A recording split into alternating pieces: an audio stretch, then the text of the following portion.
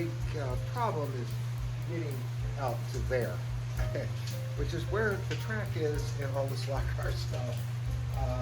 It is raining cats and dogs here. Literally, it's actually lightened up right now. It's not as bad as it was earlier.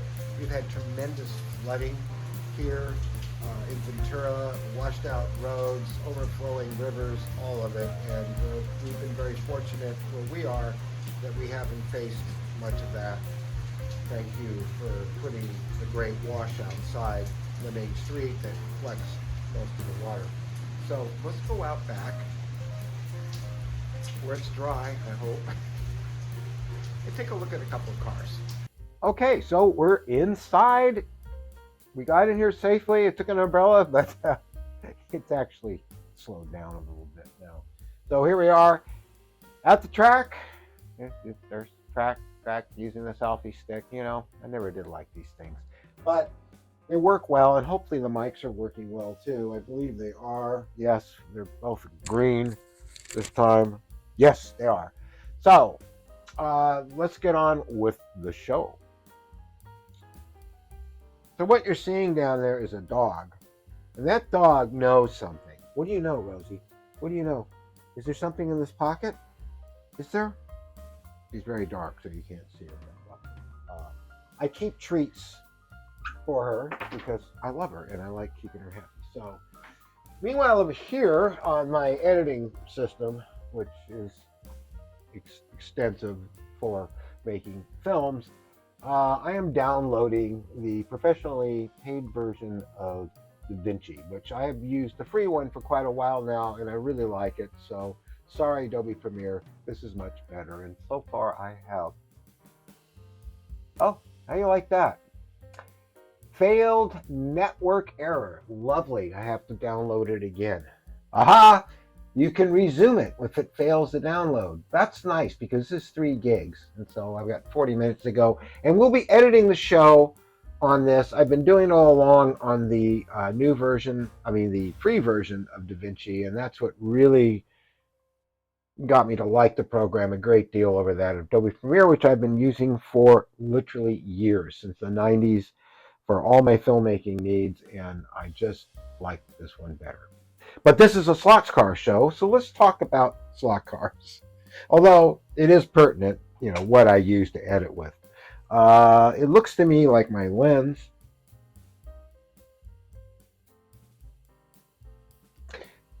had like a Vaseline type effect on it. Yeah, it did. So I cleaned it. Anyway, so I'm going to talk about George Tunner. Yeah, there's a link up to his website for his cars, and I have 3 of his cars. And when I say his cars are kits. Okay? And of course, this is the Bentley, which is just a beautiful, beautiful model. Now, these are completely handmade. He is a toy maker. His profession was toy making, and so he hand carves these all, and they are incredible. He also makes the frames. I don't know if he prints the frames or if he also hand carves those or makes those by hand, but you can see how well they fit, and there's a motor pod. And of course, all the hardware on it is you have to buy for it. He doesn't include the motor. He doesn't include any of that stuff, the axles, but he does include the frame, and he recommends the parts. And I got most of these from Pendle in the UK. I still have to put the knockoffs on these wire wheels, but these are all aluminum wheels, as it is with this BRM2, which has got the Jaguar inserts, but also all metal wheels, rub screws, motor pod, and the motors he recommends. And this is, of course, the Lotus 40, one of my favorite. The same. So let's take apart one of these and take a look inside his cars, because I love building kits, and I've built a number of kits. I've even built Ravel slot cars. This was the white kit for the Ferrari. And so, I painted it and put the whole thing together, the metal frame and everything. You have to put together and put the parts in. These kits are complete, include the motor and everything. But George's are different. They're builder's kits, and I really enjoy doing them. Let's take a look at the Lotus 40. This, again, was a really, really lovely build. I've knocked the windshield off it a few times, and it's getting a little cruddy. I think I'm going to write to him and ask for another one. I glue it on with canopy glue, so the glue actually dries clear. You can see the gauges, the fire extinguisher. Um, it's really a nice car. I think I said that about the other one. The inserts are beautiful too. Very nice inserts, and just love a Lotus. So let's take the body off. I've already loosened the 2 screws because he only uses 2 screws. It gets me crazy. These companies, they put like 49 screws in just to get the body off. Work on it. Now, for some reason, this one seems to be a bit tighter the way the bearings fit in. And looking at this, you can see little ripples and lines. So I have a feeling he is 3D printing, very much so, these frames, and it would make sense. Or he's having someone do it for him. But the body is completely hand carved. I mean, it's symmetrical and accurate, and it has soul. What I mean by that is that cars from this era were handcrafted. The metal was pounded over molds. Um, and I'm forgetting the British something, that tool that rounds the metal.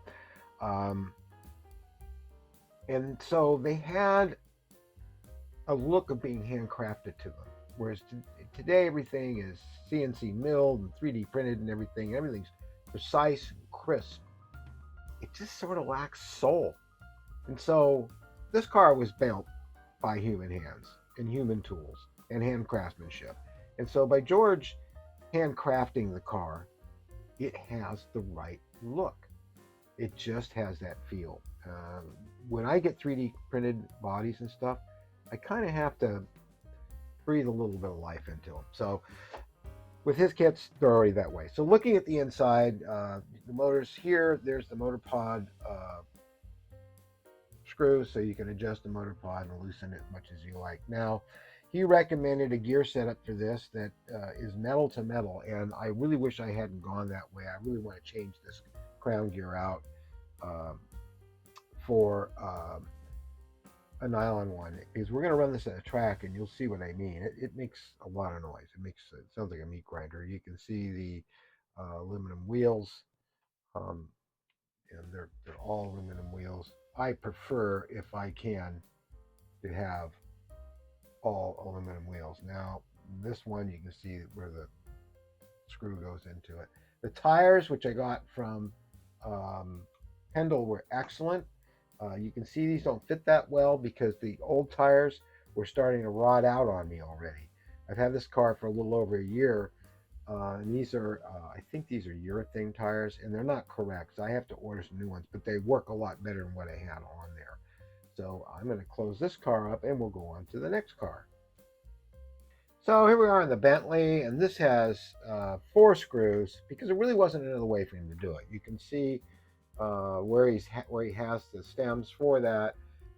This is all resin, the interior, and you paint it, put the driver in. You can just make him out in there. There's a steering wheel and a dashboard, and kind of the back seats in there, which is really nice. And again, very similar setup to all his other cars. This is somewhat adjustable here. Not a lot, but it is. The car really runs very well. Um, it also has a motor pod, and this one has nylon gear against a crown gear against a brass pinion. I've got inserts here, although this really should keep it locked in. And I don't have the problems with it wanting to pop out that much on this one. I did, and I did the CA in there, and that really, really fixed it. And again, these are all metal wheels. and with the I got from Pendle that came with the wire wheels, which are also metal already as part of the car. So again, I'm looking at this. This frame, on the other hand, does not look 3D printed. It might be, it might not be, but it's pretty smooth. I don't see any signs of it, and I'll see sanded everything off. So this car took a little longer to build than a lot of them, but again, it's all handcrafted, and the the windows are a vacuum formed insert that goes up inside of here. And you can see all this detail, all this work, all the scribing, and I know being a scratch builder myself. And scratch building is where you take raw materials and from scratch make something entirely by hand. Taking two kits, putting them together, making something else is not scratch building. That's kit bashing. I just want to make that clear because there's a lot of disinformation on the internet, a lot of fighting and feuding about what's considered scratch building because people who do kit bashing carelessly use the term. And when you make something like this Cooper here, that's a scratch build. The body is completely scratch built. Okay, I built every part of that body from scratch and made molds.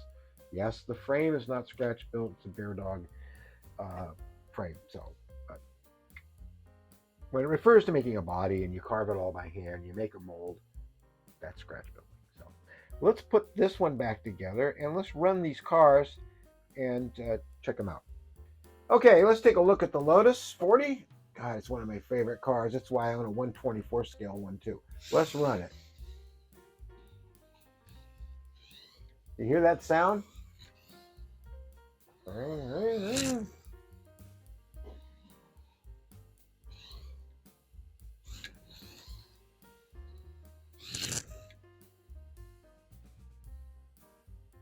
Now I get to stand over the track, but I have a dog at my feet. So there you go. That's the Lotus, and you can hear the sound. So that sound changes from his car when you go to this one. And I believe that when I went to order the motor for this car, they didn't have that one, so I ended up getting one a little bit higher RPM. This may be a 22,000 RPM motor, and this thing just screams, so I have to be careful with it. You hear how nice and quiet it is? That's called a brass pinion to a nylon gear, which is infinitely better, I think. This car is quick. It really handles well.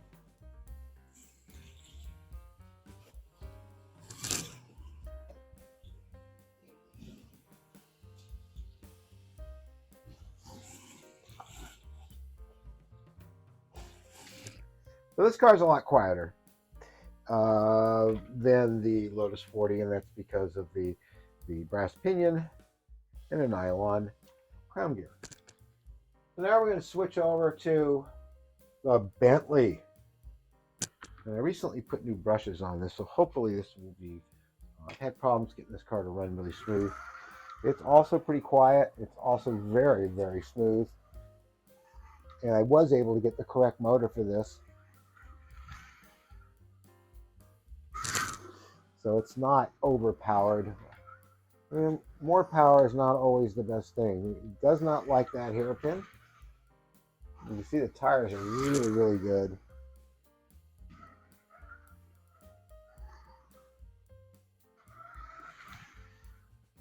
And I can crawl at a snail's pace with this car. So there are the three George Turner cars, and if you go to his webpage, he only makes these cars for so long, and then they're no longer available. So if you go there and see a car you like, grab it.